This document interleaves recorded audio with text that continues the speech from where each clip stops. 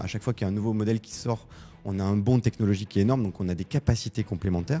Donc moi, j'encourage systématiquement à être curieux et à tester progressivement les nouvelles fonctionnalités et à l'utiliser au quotidien. De toute façon, les jobs et le mode de fonctionnement avec l'IA va être transformé.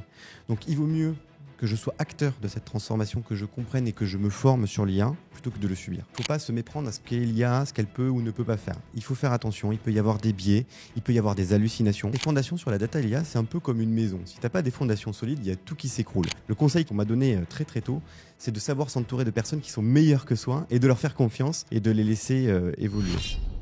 Hello les amis, j'espère que vous allez bien. Aujourd'hui, vous allez découvrir comment la data et l'IA sont en train de transformer le monde bancaire.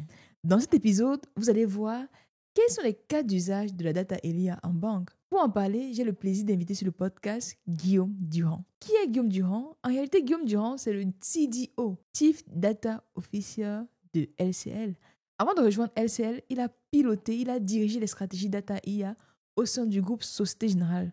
Donc, dans ce podcast, il partagera avec vous son expérience. À titre personnel, moi, j'étais toujours curieux de savoir à quoi correspond le rôle de CDO. Qu'est-ce que c'est concrètement? Et dans ce podcast, Guillaume partagera avec vous justement sa vision, sa mission, en quoi ça consiste. Et surtout, si vous souhaitez apporter de la valeur en banque, dans ce podcast, vous allez découvrir justement des use cases précis. Le monde bancaire est connu comme un monde qui est souvent traditionnel. La vraie question qui se pose, c'est comment est-ce que justement les banques arrivent à être innovantes dans un contexte traditionnel avec souvent la réglementation. Comment est-ce que les banques justement arrivent à s'en sortir? Si vous me suivez sur cette chaîne YouTube, vous savez qu'en réalité, je pense que le secteur bancaire, c'est l'un des secteurs où on a le plus d'opportunités en data parce que les banques ont des données. Pour faire la data, on a besoin d'historique des données. Les banques, elles ont ces données-là. Les banques, il y a plusieurs métiers. Et donc, dans le podcast avec Guillaume, on va voir justement des cas d'usage concrets, l'industrialisation, la gouvernance, la réglementation, les risques et surtout la vision de la banque de demain. Avant de vous laisser avec le podcast, permettez-moi de vous présenter le sponsor de cette émission. Il s'agit de LDA Advisory. Qu'est-ce que c'est? C'est une entreprise de conseil et de formation que j'ai créée il y a 1 an, dont la mission est de vous permettre de faire de la data et l'IA votre avantage compétitif. Comment est-ce que je peux vous accompagner? Je peux vous accompagner avec 3 piliers. Le premier pilier, c'est le pilier consulting. Qu'est-ce que ça signifie? Ça veut dire qu'en réalité, si en interne dans vos équipes, vous avez des projets data IA que vous souhaitez avancer rapidement, je suis disponible pour vous aider à aller plus loin grâce à l'analyse de données, la data, l'intelligence artificielle. Deuxième pilier clé, ça c'est mon pilier de cœur en fait, parce qu'en réalité, moi je crois qu'on peut avoir un monde meilleur lorsqu'on arrive à partager l'information. J'aime beaucoup former. Donc si aujourd'hui vous souhaitez que vos équipes montent en compétences rapidement en data IA, avec plaisir, je vais développer des programmes adaptés à votre contexte, à votre entreprise, à vos métiers pour aider votre collaborateur à profiter, à avoir plus de productivité grâce à la data et l'intelligence artificielle. Troisième pilier clé, c'est le pilier conférence. Aujourd'hui, vous voulez faire un team building, vous avez une conférence, vous avez un séminaire et vous souhaitez que vos collaborateurs bénéficient des nouveautés en data et en IA. Moi, je suis cela de très près depuis plus de 6 ans maintenant. Donc, je partagerai avec vous dans des masterclass privées pour aider justement vos collaborateurs à comprendre les enjeux de la data et l'IA. Si ça vous intéresse, il y a un lien en description. Vous cliquez sur le lien, vous mettez vos problématiques et avec un plaisir, je vous accompagnerai à faire de la data et de l'IA votre avantage compétitif.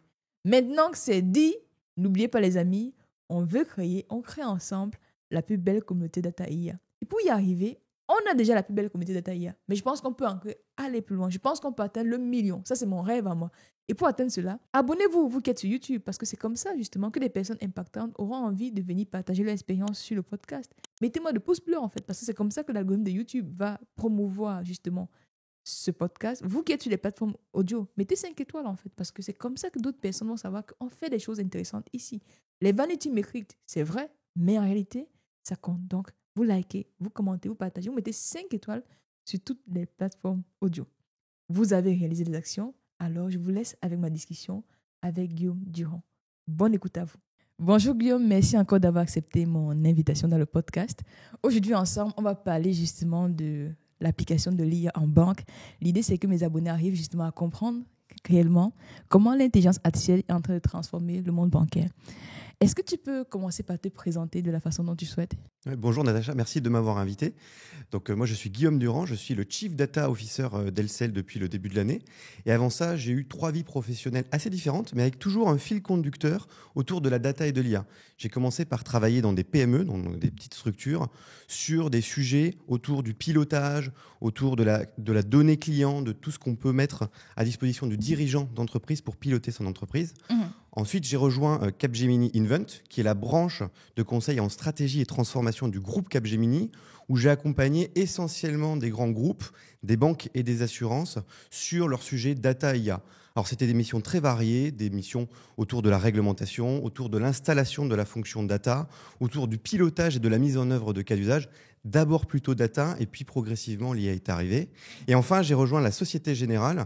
J'ai rejoint un de mes anciens clients qui avait récupéré dans son périmètre tout ce qui était plateforme data. D'accord. Et donc, il fallait structurer l'approche, d'abord pour les data scientists, mais ensuite voir comment est-ce qu'on pouvait capitaliser sur les nombreuses données de la Société Générale pour faire des cas d'usage, les piloter et apporter de la valeur à la banque. D'accord, ok.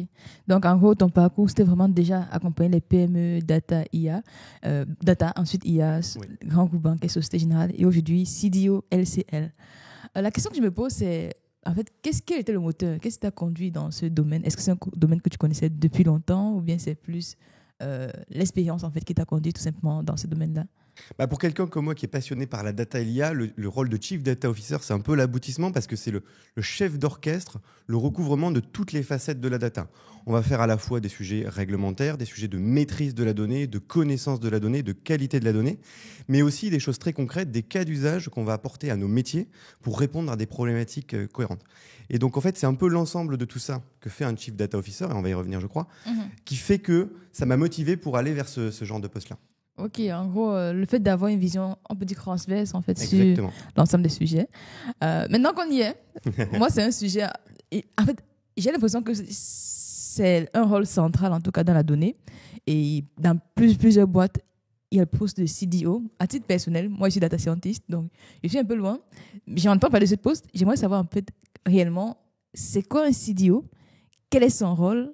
Et comment ça se matérialise dans la vie de tous les jours, être CDO? Qu'est-ce que ça veut dire? Alors, il y a probablement autant de rôles de CDO qu'il y a de CDO dans les entreprises. Ah, d'accord. Mais ce rôle est arrivé essentiellement dans les années 2010, et essentiellement à cause des sujets réglementaires. D'accord. Il y a le RGPD qui est arrivé. Dans les banques, il y a eu BCBS 239 qui était une réglementation autour de la qualité des reportings réglementaires.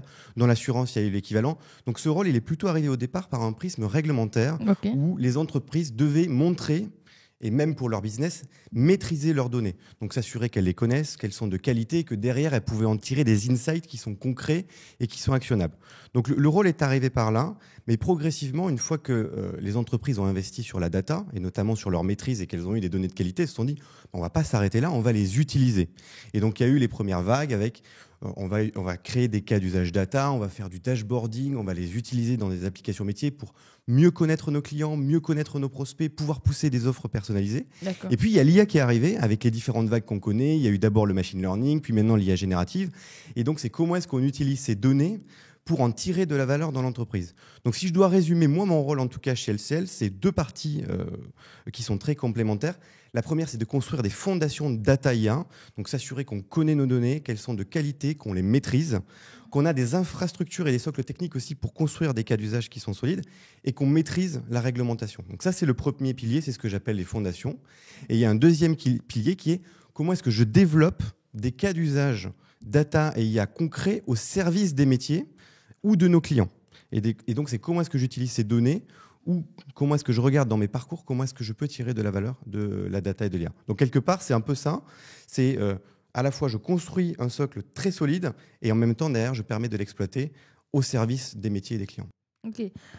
Donc, quand tu l'expliques, je vois comme un peu une sorte de choc de presse dans la data, où en fait, d'un côté, parce que le pilier, c'est la qualité, d'un côté, je m'assure qu'il y a les données, et de l'autre, je comprends les besoins des métiers, et je m'assure qu'en fait, avec les données que j'ai à disposition, je peux répondre à leurs problématiques.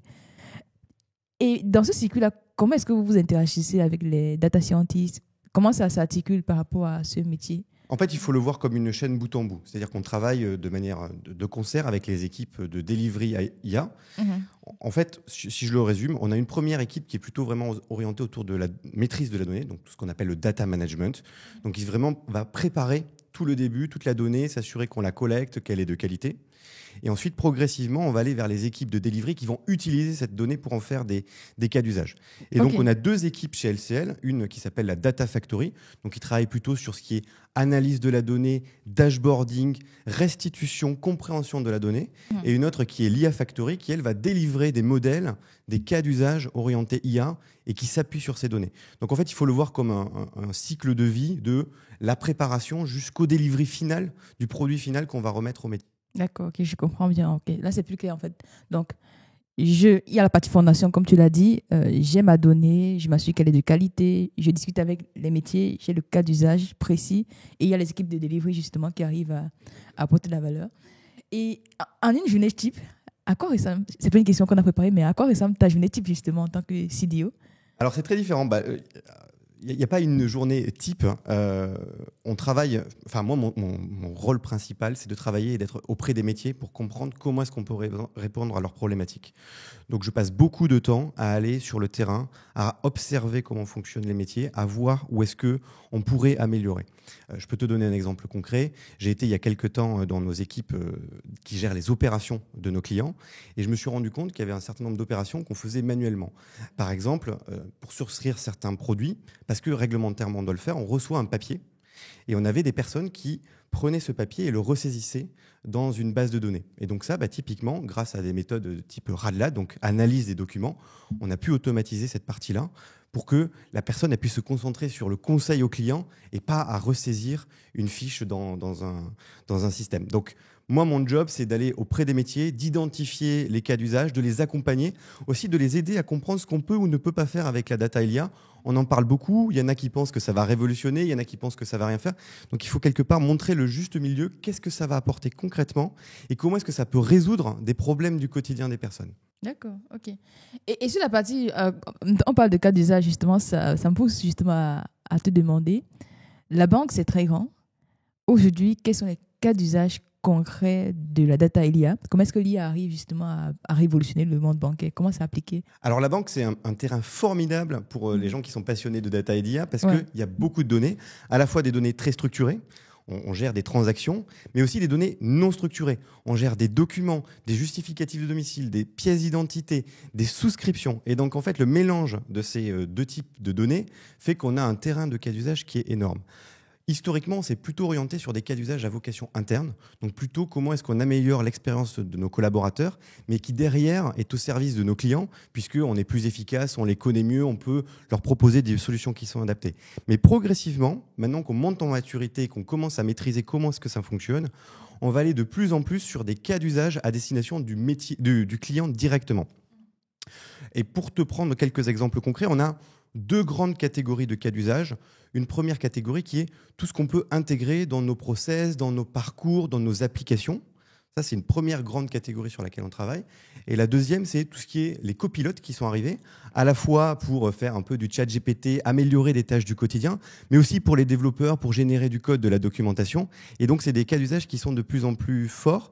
Au fur et à mesure que les modèles s'améliorent, on peut aller chercher de nouveaux usages. Et donc, on a vraiment ces deux catégories.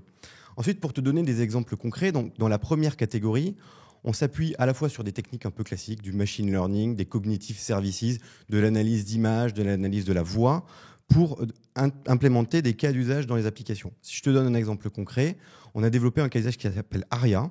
Il est intégré à la messagerie des conseillers. Et donc, quand un conseiller reçoit un message d'un client, ça va lui proposer une réponse parce que le modèle est connecté à notre base de connaissances de produits. Donc, si par exemple le client pose une question sur un produit, automatiquement, ça va proposer une réponse au conseiller qu'il n'aura plus qu'à relire, à améliorer et à personnaliser et ensuite l'envoyer. Donc ça, c'est un vrai cas d'usage qui a bien fonctionné parce qu'on reçoit beaucoup de messages de nos clients. Les messages, ce sont les messages vocaux ou les messages écrits? Les messages écrits. C'est les messages écrits. Donc, en gros, Je suis client de la banque, je suis client LCL, j'ai une question à poser à mon conseiller, je lui envoie un message et le conseiller reçoit ce message et doit y répondre. Et donc, on voulait pouvoir apporter des réponses rapides à nos clients qui sont en attente d'avoir une réponse rapide. Et donc, on a cherché toutes les pistes. Et une des pistes était de proposer une réponse au conseiller, qui l'améliore évidemment et qui est revue systématiquement, mais qui permet d'accélérer le processus de réponse et qui est lié à la base de connaissances pour que derrière, les réponses soient contextualisées.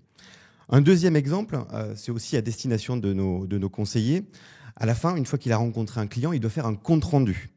Et évidemment, comme un peu tout le monde, ça ne passionne pas de faire des comptes rendus d'entretien. Et puis en plus, ça prend un peu de temps. Il faut le saisir dans un formalisme qui est attendu.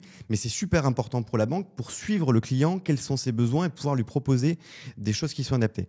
Donc là, on a travaillé avec du speech to text et qu'on a combiné avec de l'IA générative où le conseiller dicte le compte-rendu de l'entretien qu'il a eu avec le client. Ça va retranscrire ce qu'il a écrit et automatiquement, ça va générer une synthèse au format d'un compte-rendu et le mettre directement dans l'outil. Donc avant, on mettait 15 à 20 minutes pour faire un compte-rendu circonstancié, bien précis. Maintenant, on met 3 minutes avec la voix. Ok. Donc ça, c'est une première partie qui sont des cas d'usage où on mixe, tu vois, de l'IA générative, des techniques un peu plus classiques de speech to text, d'image to text. On travaille aussi beaucoup sur l'automatisation des processus. Si tu deviens client LCL, on va te demander un certain nombre de justificatifs. Ta pièce d'identité, un justificatif de domicile. Et donc là, c'est pareil, on a automatisé le traitement des documents. Donc concrètement, ça va prendre ta pièce d'identité, ça va aller rechercher dedans ton nom et ça va aller le mettre dans la base de données. D'accord. Ensuite, on va regarder la cohérence entre tous les documents que tu nous as fournis. Est-ce que le nom sur le justificatif de domicile, c'est le même que la pièce d'identité? Et donc tout ça, dans tous nos process, au fur et à mesure, on ajoute des techniques d'IA pour automatiser autant que possible ces parcours-là et éviter les tâches administratives à nos collaborateurs. Ok. En gros, aujourd'hui, l'IA, déjà la première partie, c'est améliorer l'expérience déjà des conseillers qui n'ont plus besoin de noter. Et avant, je me demande en fait, avant l'IA Gen, comment c'était fait? Avant l'IA Gen, parce que là, dès que tu décris, est-ce que c'était le cas avant que ChatGPT n'explose? Ou alors c'est en 3 ans que vous avez réussi à développer? C'est 2 ou 3 ans? C'est 2 ans. Ouais. Et puis bientôt 3 ans en fait. Bientôt 3 ans. Alors, ce qui est formidable, c'est que l'IA, ça existe depuis des décennies dans la banque. On Ouais. l'appelait pas l'IA, mais le job de faire de la modélisation, notamment pour de l'analyse de risque, pour de la détection de fraude, etc. On les utilise depuis des décennies. On l'appelait pas de l'IA, mais on en faisait déjà. Exact. Donc, j'ai envie de te répondre, il y a 2 choses. Il y a des techniques qu'on avait déjà intégrées. Et donc ça faisait partie nativement de nos processus. Mais il y a d'autres choses qu'on faisait manuellement. Typiquement, le traitement des documents, s'assurer que, prendre le nom sur la pièce d'identité, c'était saisi manuellement. Et donc avec les nouvelles techniques, et plus ça s'affine, plus on en intègre, plus on l'a intégré. Donc c'est pas nouveau, mais les nouvelles technologies, et notamment l'IA générative, ça nous apporte des capacités complémentaires et surtout de la précision. Quand on faisait de l'analyse de documents il y a 10 ans, on avait des modèles qui étaient précis à 60-70%. Aujourd'hui, on approche les 90, voire même dans certains cas où le document est parfait, les 100% de récupération de l'information. Et c'est super important parce que c'était un peu frustrant à l'époque quand on en faisait, parce que certes, ça faisait gagner du temps aux conseillers, mais il fallait quand même qu'il repasse sur un champ sur 2 statistiquement, là où maintenant, il n'a plus qu'à contrôler que l'information a été correctement renseignée et à passer à la suite, et du coup à se concentrer à la relation avec le client. Ouais. En fait, quand tu le dis, ça me rappelle en fait une annonce que j'ai vue récemment, Accenture, je ne sais pas si tu l'as vue, qui a supprimé, je n'ai pas le nombre exact, plusieurs milliers de postes à cause de l'IA.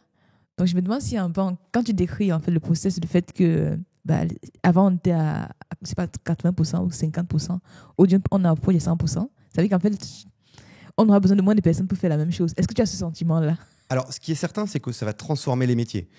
Mais par contre, nous, en tout cas chez LCL, ce qu'on a voulu, c'est qu'on reste une banque humaine, qu'on accompagne le client. Et donc, le temps qu'on a gagné à ces tâches administratives qu'on ne fait plus, on le concentre sur la relation et le conseil qu'on peut apporter au client. D'accord. Et nous, on préfère que nos collaborateurs soient en contact avec le client, discutent de ses besoins, lui apportent des solutions, plutôt qu'ils ressaisissent des formulaires dans des outils. Donc c'est vraiment cette transformation. Après, ça apporte aussi de l'autonomie. On le voit notamment avec l'arrivée des néobanques. Les clients, ils ont envie d'être autonomes, ils ont envie de pouvoir faire des parcours en self-care tout seul. Et ça se joue dès l'onboarding du client, dès qu'on entre en relation avec lui. Il faut que ce soit le plus automatique possible. Et donc sur toutes ces tâches-là, effectivement, on les délègue à l'IA. Mais derrière, on souhaite garder le contact humain. Et donc c'est à ce service-là qu'on le met. Ouais. OK. Et tout à l'heure, tu parlais de 100% de bonnes réponses, 90% de précision. Je me demande aujourd'hui, quand vous mettez en place un nouveau projet d'IA, OK, comment est-ce que vous arrivez à évaluer la qualité? Parce que quand je dis ChatGPT au quotidien, moi, par exemple, la seule façon que j'ai, c'est de regarder si la réponse me satisfait ou pas. Donc, dans les projets concrets, on a un nouveau cas d'usage, on veut mettre en place ce cas d'usage au service des clients, au service des collaborateurs.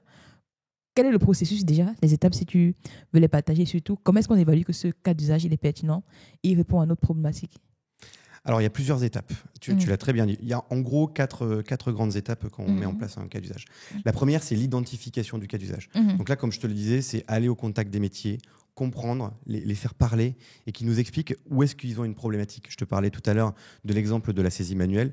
C'est quand on va au contact du conseiller, on se rend compte qu'il fait cette tâche-là. Donc le premier, c'est identifier le cas d'usage. Une fois qu'on a identifié le cas d'usage, on regarde est-ce que c'est une bonne idée. Et donc il y a plusieurs axes de est-ce que c'est une bonne idée. Le premier, c'est est-ce que c'est réalisable d'un point de vue technique. Est-ce qu'on a les solutions technologiques qui vont nous permettre de le faire?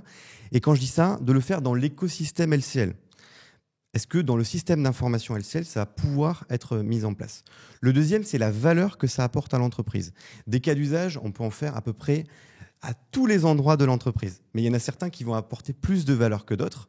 Et donc, on doit concentrer nos investissements sur ceux qui apportent le plus de valeur, qui vont dégager le plus de temps et qui vont avoir le plus de pertinence. Donc, ce qui fait qu'avant de lancer un cas d'usage, on se pose plusieurs questions. La première, c'est quelle est la valeur? Et donc, il y a deux possibilités en termes de valeur. C'est soit ça va apporter de la valeur en euros, j'ai envie de dire, ça va générer des nouveaux revenus, ça va nous permettre d'être plus efficaces. Mais ça peut être aussi être un cas d'usage qui va nous permettre de nous différencier. C'est quelque chose que ne font pas les autres banques et qui font qu'un client, il va aller vers LCL plutôt qu'une autre parce qu'il a cette fonctionnalité-là. Et donc ça, on se pose aussi la question à chaque fois de quelle est la valeur? Qu'est-ce que ça va apporter, soit en termes de revenus, soit en termes de différenciation par rapport aux différents cas d'usage. Et la troisième chose qu'on regarde, c'est est-ce qu'on va être pertinent?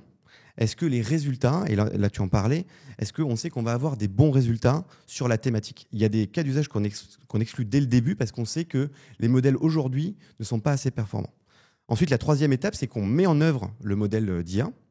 Et la dernière étape, c'est de l'intégrer, quand c'est la première catégorie que je décrivais tout à l'heure, dans les applications métiers. Parce que ce qui est important, c'est que tous ces cas d'usage, ça soit dans les outils du quotidien des personnes. Il ne faut pas que ce soit un truc à côté pour que ce soit utilisé. D'accord, ok. Et ok, on évalue sa pertinence. Tu avais parlé de 4 étapes. Donc, première étape clé, c'était l'identification, savoir si c'est faisable et la valeur que ça apporte, la mise en œuvre et l'intégration dans l'application. Oh, ok, en évaluant du moins la pertinence, que ce soit en termes d'efficacité opérationnelle, en termes d'euros, chiffre d'affaires généré par la banque. Il y a un article du MIT qui a fait le buzz sur les réseaux sociaux. Il y a un chiffre clé qui ressortait, qui m'a marqué.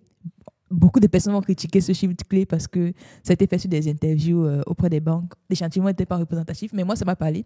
Le chiffre clé, c'était en réalité 95% des projets d'IA générative échouent. Donc, toi, avec ton recul, est-ce que tu as déjà eu des projets justement qui ont échoué dans ton cas? Si oui, est-ce que ce chiffre, toi, est-ce que ça te parle? Alors 95, je pense que c'est beaucoup, mais il y a deux raisons en général pour lesquelles un cas d'usage ne va pas au bout. Le premier, c'est on n'a pas impliqué les personnes qui vont l'utiliser au quotidien. Et donc c'est une équipe en centrale qui s'est dit on va résoudre un problème qui n'existe pas. Et donc dans ce cas-là, on va le mettre en œuvre, ça va fonctionner, mais derrière, il ne va pas y avoir d'utilisation, d'adoption des personnes, parce qu'en fait, ça ne répond pas à un problème où ce n'est pas correctement designé pour répondre à la problématique de la personne. Ça, c'est le premier point. Et le deuxième point, avec l'arrivée de l'IA, on a eu ce que j'ai appelé la vague de POC. Qu'est-ce que c'est la vague de POC? C'est on a voulu tester très rapidement un certain nombre de concepts autour de l'IA. Et donc, pour aller vite, on a développé ces cas d'usage en dehors de l'écosystème ou du système d'information de l'entreprise. On le fait dans ce qu'on appelle des bacs à sable. Et donc, dans ces bacs à sable, quand on prend la donnée et qu'on l'extrait manuellement et qu'on le met dedans, ça fonctionne. Et le jour où on veut se confronter à la fois à l'intégration d'un SI qui peut être très complexe et en plus qu'on veut l'industrialiser, le passer à l'échelle de quelques utilisateurs qui qu'ils l'ont testé à des millions d'utilisateurs, là, on se confronte à la réalité et c'est là où ça bloque. Donc, je pense qu'il y a 2 sujets qui sont clés pour s'assurer qu'un cas d'usage va fonctionner. Le premier, c'est d'identifier des problèmes de la vraie vie, d'embarquer les personnes qui vont utiliser au quotidien le cas d'usage. Et le deuxième, c'est de se mettre dans une situation cible en se disant, ce cas d'usage-là, je veux l'industrialiser, donc je vais le tester dans des conditions réelles, dans mon système d'information, avec mes vraies données, et je vais voir si ça fonctionne ou pas. D'accord, ok. Et dans les cas où ça ne fonctionne pas, c'est parce qu'on n'a pas déjà embarqué les utilisateurs dès le départ, et aussi on n'a pas vérifié le système d'information en amont. Ça me pousse justement à... Le monde bancaire, en fait, c'est un monde qui est très... du moins, c'est l'un des piliers de l'économie, on va dire. Les banques, ça fait des centaines d'années qu'on a les banques, donc c'est ancien. Et je pose une question, on discutait de ça quand on prépare l'entretien. L'IA générative, c'est nouveau. Ce sont de nouvelles technologies. En fait, comment est-ce que la banque a réussi est-ce que la banque a réussi à faire le shift? Comment est-ce que la banque a réussi justement à intégrer cette nouvelle technologie dans un système qui est plutôt, entre guillemets, ancien? C'est tout le challenge. C'est-à-dire que, comme tu l'as dit, les banques, et pour LCL, elle a plus de 160 ans, donc il y a tout un historique, et c'est ce qui fait sa force, parce qu'on a un nombre de produits énorme, on a des systèmes qui sont super robustes, qui sont super sécurisés, et en même temps, on veut intégrer progressivement de l'IA générative, de l'IA au sens large, et des nouvelles technologies. Donc là-dessus, on a fait plusieurs choses. Déjà, on a engagé un grand chantier de modernisation de notre SI. Le fait d'avoir plein de technologies différentes et des fois anciennes font que tu n'as par exemple pas tout le temps des API. Et donc forcément, quand tu veux faire de l'IA et collecter de la donnée, si tu n'as pas d'API, c'est compliqué. Donc on a lancé un chantier qui est APIser nos systèmes pour pouvoir interagir avec eux, autant en termes de collecte de données que de pousser la donnée. Et donc ça, on y travaille. Et du coup, quand on choisit nos cas d'usage, on regarde est-ce qu'on a travaillé sur la modernisation de ce système-là pour pouvoir interagir avec. Donc oui, ça existe. Oui, c'est un vrai challenge parce qu'on a une multitude de systèmes hérités progressivement des différentes vagues de produits, de solutions qu'on a pu proposer à nos clients, qui sont toujours exactes aujourd'hui et qui fonctionnent bien, et pour lesquels on veut aller rajouter de l'IA. Donc on travaille sur la modernisation, et quelque part, le fait de vouloir intégrer de l'IA nous pousse à moderniser nos systèmes et à les repenser.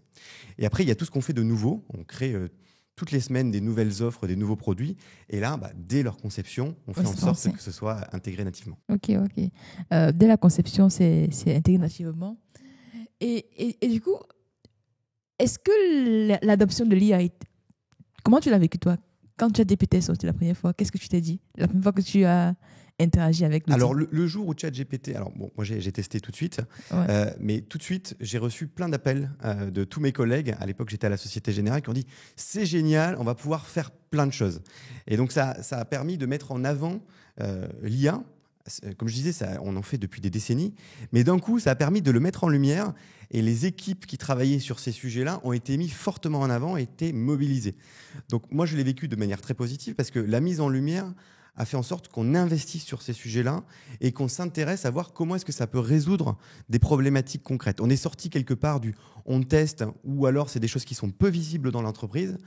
Tout le monde s'y intéresse, tout le monde a envie de comprendre et tout le monde a envie d'en faire. Et donc ça a énormément joué aussi sur l'adoption parce que dans mon quotidien, j'utilise ChatGPT. J'aimerais bien retrouver les mêmes outils dans mes outils du quotidien, dans mon job. Et donc ça nous a vraiment aidé dans l'adoption et dans les investissements qu'on a été faire sur ces sujets-là. Ok. Donc, tu dirais plutôt que l'adoption était plutôt rapide dans les... Alors, on a un petit peu de tout. Et l'adoption nécessite beaucoup d'accompagnement. On a des personnes qui sont très enthousiastes et qui l'utilisent au quotidien. Et donc, c'est assez facile pour eux d'aller l'utiliser. Il y en a qui trouvent ça intéressant et qui vont l'utiliser. Mais si on ne les pousse pas à l'utiliser au quotidien, ils vont le tester au début et puis ensuite, ils vont passer à autre chose. Et puis, il y a ceux à qui ça ne parle pas forcément.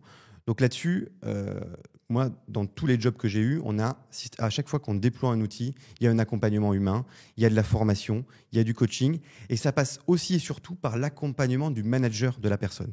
C'est lui dire, OK, peut-être qu'au début, tu vas perdre un petit peu de temps à utiliser ces nouveaux outils qui est avec de l'IA, parce qu'il faut que tu comprennes comment ça marche, c'est pas 100% parfait. Mais par contre, plus tu vas l'utiliser, plus tu vas comprendre comment ça fonctionne, et plus tu vas gagner du temps. Et donc, l'objectif, c'est de pousser les gens à l'utiliser régulièrement. En plus, il y a des avancées énormes. À chaque fois qu'il y a un nouveau modèle qui sort, on a un bond technologique qui est énorme, donc on a des capacités complémentaires. Donc moi, j'encourage systématiquement à être curieux et à tester progressivement les nouvelles fonctionnalités et à l'utiliser au quotidien. Et au début, même si ce n'est pas naturel, à s'obliger à changer la manière dont on travaille pour l'intégrer et ensuite voir les bénéfices que ça apporte. Et on voit qu'on gagne du temps. Ouais. Ok. En fait, je posais la question aussi parce que, en réalité, toujours dans le rapport du MIT dont je te parlais, ils ont montré qu'il y a des projets qui échouent. Mais ce qui m'a marqué, c'est qu'en termes d'adoption, il y a des entreprises qui n'ont pas forcément adopté complètement l'IA. Donc, le chiffre qu'ils ont mis, c'était 40% des entreprises qui ont été, des personnes qui ont été interviewées, l'IA était acceptée, du moins était déjà démocratisée dans l'entreprise. Mais par contre, 90% plutôt des personnes utilisaient déjà. En gros, il y avait une sorte de shadow AI qui, en gros, l'utilisation un peu informelle de l'IA.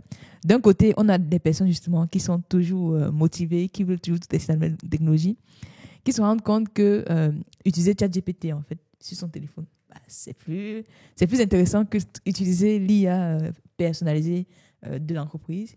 Et donc, il y a cet usage parallèle. Donc, toi, est-ce que tu as observé cet usage parallèle-là? Et qu'est-ce que tu penses? Comment est-ce qu'on peut l'éviter? Alors, non seulement je l'ai observé, mais on le prend très, très au sérieux parce que ça pose des vrais sujets de sécurité. Comme tu le sais, le business model des ChatGPT publics, c'est d'absorber les données qu'on lui transmet. Ouais. Et il y a eu l'exemple il y a quelques temps de Samsung où un des salariés avait mis dans ChatGPT toute la stratégie de Samsung. Et donc, on tapait dans ChatGPT, on pouvait avoir la stratégie de Samsung. Donc, nous, on le prend très au sérieux parce que on est soucieux des données que nous donnent à la fois nos clients, mais aussi nos données confidentielles. C'est l'essence même de la banque et c'est ce qui fait que les clients ont confiance. Donc, on le prend très au sérieux. La première chose qu'on a fait, c'était de bloquer ces outils, mais on sait que tout le monde a un téléphone et pourrait aller l'utiliser. Et on sait qu'il y en a qui le font. Donc, la deuxième action qu'on a menée, c'est de mettre à disposition des outils aussi efficaces, mais sécurisés. Donc, on a déployé un chat GPT interne qui est basé sur un modèle privatif, sur lequel on maîtrise les données qui sont fournies. Et on a travaillé et on ajoute tous les jours des nouvelles fonctionnalités pour que ça soit aussi puissant qu'un chat GPT que je peux avoir sur mon téléphone. Donc le premier sujet, si on veut éviter le shadow IT, c'est de mettre à disposition des outils qui sont au moins aussi performants que ce qu'on peut retrouver sur Internet. Le deuxième sujet, c'est la formation. C'est expliquer en quoi c'est dangereux d'un point de vue sécurité d'utiliser des chats GPT publics avec des données confidentielles, professionnelles. Donc ce que je disais, c'est derrière, les modèles vont l'absorber et donc naturellement, on comprend qu'il ne faut pas le faire. Donc il y a ces deux axes. Il y a le premier axe, c'est je mets à disposition des outils, mais vraiment qui sont puissants. Parce qu'il y a eu beaucoup d'entreprises qui ont déployé des chats GPT, mais très limités. Et donc, c'était frustrant. Et donc, on passe tout de suite à un chat GPT public qui est plus puissant. Et le deuxième, c'est la formation. Expliquer pourquoi on a bloqué et pourquoi on ne veut pas qu'on le fasse. Ce n'est pas parce qu'on n'a pas envie que les personnes utilisent, c'est parce qu'il y a des vrais enjeux de sécurité derrière. D'accord, ok. Former, communiquer et prendre conscience des enjeux. Parce que ça, c'est aussi un retour que moi, j'ai eu personnellement, en fait. C'est que dans mon entreprise, on a certes un chatbot interne, l'entreprise nous a donné les licences, mais l'utilisation quotidienne, on voit bien la limite. J'ai mon téléphone, j'ai mon ordinateur et je l'utilise pour pouvoir. C'est dangereux. Effectivement, c'est important de mettre cela en avant. OK. Alors, un autre sujet important que j'aimerais qu'on parle également, c'est la réglementation. OK. Je sais que le bond bancaire, c'est l'un des secteurs qui est très cadré parce que justement, en termes de poids dans l'économie, je dirais même c'est systémique. Ce sont les banques sont systémiques en général. Je veux savoir comment, est-ce que la réglementation aujourd'hui, quelle est la vision de la réglementation sur l'IA? Est-ce qu'il y a déjà des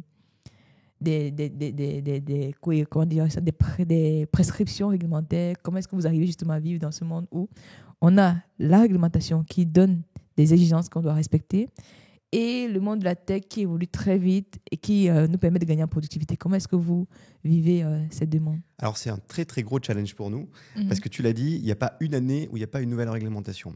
Alors, la banque, on est peut-être au carrefour de deux choses, à la fois des réglementations entre guillemets génériques.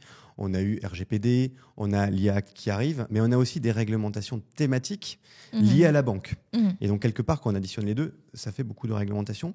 Mais en même temps, si on prend un peu de recul, on est un acteur qui doit être de confiance. On doit inspirer la confiance à nos clients.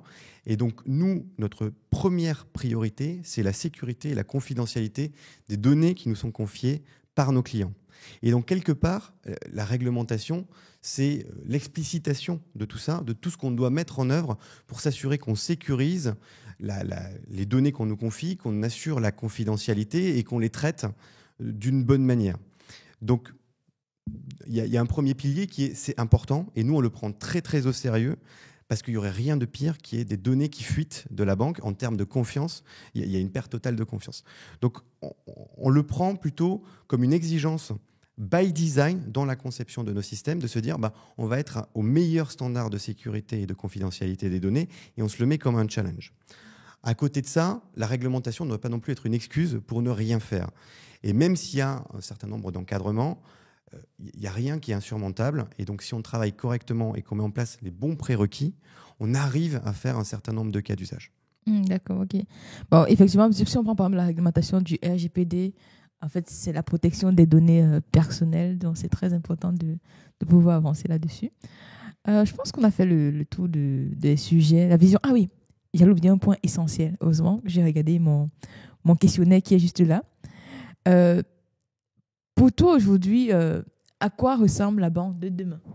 Avec l'IA, aujourd'hui, on a l'IA, on teste des cas d'usage. Toi, déjà, avant d'arriver à ce niveau-là, quel est le cas d'usage le plus impactant pour la banque? Du moins, aujourd'hui, en 2025, quelles sont les priorités, les plus grosses priorités en banque en matière d'IA? Les sujets, dans les enjeux. L'année passée, je pense qu'on parlait du RAG, des agents IA. C'est quoi vos enjeux aujourd'hui? Alors, les chantiers. Oui, c'est une très bonne question. Il y a plusieurs enjeux. Le premier, c'est d'accélérer sur l'automatisation des processus. Nous, on veut que d'ici 2030, il n'y ait plus de tâches administratives qui soient faites par des conseillers. Donc, il faut qu'on axe notre stratégie IA autour de cet axe-là. Donc, comment est-ce qu'on arrive à se passer des tâches administratives? Ça, c'est un premier point. Le deuxième, c'est comment est-ce qu'on fait de l'IA le copilote à la fois du conseiller et demain du client, qui est au service d'eux et qui va apporter de la valeur, quelle que soit la thématique. Et là-dessus, on a un vrai travail de combinaison de toutes les technologies qui nous sont mises à disposition pour apporter cette valeur. Et donc, quelque part, on a commencé, comme tu l'as dit, à accélérer il y a 3 ans, mais maintenant, on va encore plus accélérer et on y est poussé à la fois par la compétition, parce qu'il y a plein de banques qui investissent dans l'IA, mais aussi parce que c'est attendu à la fois par nos clients et par nos collaborateurs. Moi, quand je discute en interne, il y en a beaucoup qui me disent, on entend beaucoup parler d'IA, on l'utilise au quotidien, mais comment est-ce qu'on fait pour que demain, ça soit une réalité dans mon métier? Et donc, on doit accélérer et que la perception et que l'impact que ça va avoir soit énorme sur le quotidien. Et donc, si on réfléchit à la banque de demain, ça va forcément la transformer. On va passer de nombreuses tâches administratives qu'on pouvait faire à quelque chose qui est très automatisé. Nos clients attendent de pouvoir être autonomes sur tout ce qui est banque au quotidien et en même temps que nos conseillers soient disponibles quand ils ont un moment important de leur vie. Je dois faire un crédit habitat, je veux souscrire à une assurance vie et je veux du conseil. Et donc, il faut qu'ils soient disponibles. Et donc, là-dessus, au-delà des tâches administratives, il faut qu'on puisse apporter avec de l'IA de la valeur ajoutée à nos conseillers. Un exemple concret là qui est réel aujourd'hui, chez LCL, on a une base de connaissances dans laquelle tous nos produits sont documentés. Et donc, quand je suis face à un client qui me pose une question sur, je sais pas, les frais d'entrée sur une assurance vie, si je dois passer 10 minutes à les chercher dans ma documentation, le client va pas être content. Donc, on a développé un cas d'usage qui est basé sur du RAG, qui permet aux conseillers d'interroger en langage naturel la base de connaissances. Et donc, il dit, j'ai un client qui est en face de moi, il veut souscrire à l'assurance XYZ, quelles sont les conditions d'entrée? Il appuie sur entrée et automatiquement, ça a été cherché dans la documentation, l'information, ça lui donne l'information et en plus de ça, ça lui donne la documentation qu'il peut envoyer immédiatement au client pour qu'il l'ait dans sa boîte mail. Donc, l'idée, c'est vraiment de faire en sorte que l'IA soit au service de nos clients et de nos collaborateurs. Et après, si on parle de la banque, en fait, il va y avoir 3 modèles qui vont se dessiner. Il y a les banques régionales qui, elles, s'appuient beaucoup sur l'ancrage local. Et donc, elles vont plutôt l'utiliser pour apporter de la valeur à leurs conseillers et mieux conseiller leurs clients. Après, il y a les banques nationales, comme LCL, Société Générale, BNP Paribas, qui, elles, sont à la fois challengées par les banques régionales et par les néobanques qui apportent du service et de l'automatisation. Et donc là-dessus, elles doivent se transformer pour être le plus efficaces en termes d'apport de services aux clients. Et en même temps, elle doit pouvoir offrir le meilleur du conseil, comme je te partageais. Et un troisième type d'acteurs qui sont les néobanques, qui, elles, En réalité, leur business model, c'est pas vraiment la banque. La banque, c'est plutôt un prétexte pour attirer le client et ensuite lui offrir une multitude de services et utiliser et capitaliser les données qu'on lui confie pour proposer un certain nombre de services. Donc, quelque part, on va avoir 3 modèles différents, là où les enjeux de la data et de l'IA seront assez différents. D'accord, ok. Donc, la banque de demain, c'est plus d'automatisation avec de l'IA. Est-ce que tu n'as pas peur? Est-ce que tu as des... Il y a des messages, tu n'as pas peur, mais j'ai compris que tout de suite, tu fais partie des early adopters, on va dire. Mais quelles sont tes craintes sur l'IA aujourd'hui? Est-ce que tu as des craintes?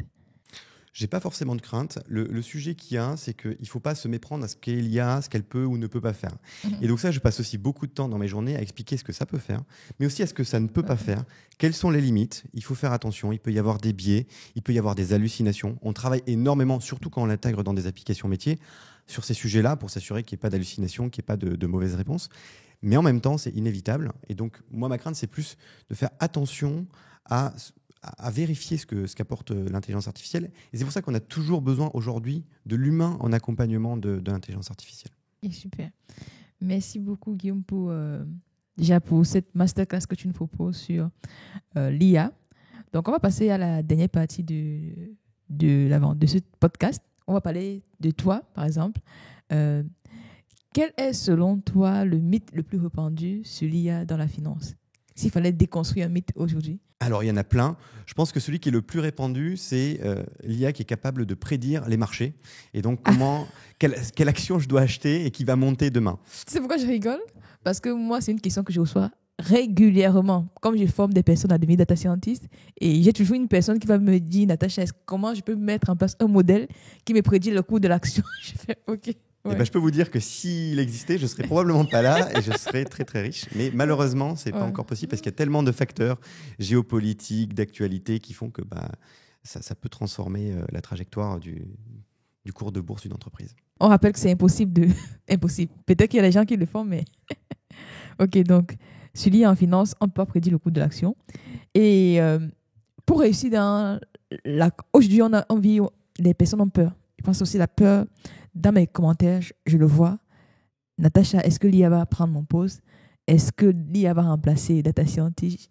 Il y a l'étude de Microsoft qui montre en réalité les métiers les plus impactés par l'IA. Bon, ils n'ont pas dit remplacer, attention, il ne faut pas faire l'amalgame. Ils ont juste dit les métiers les plus impactés. Les gens ont compris remplacer.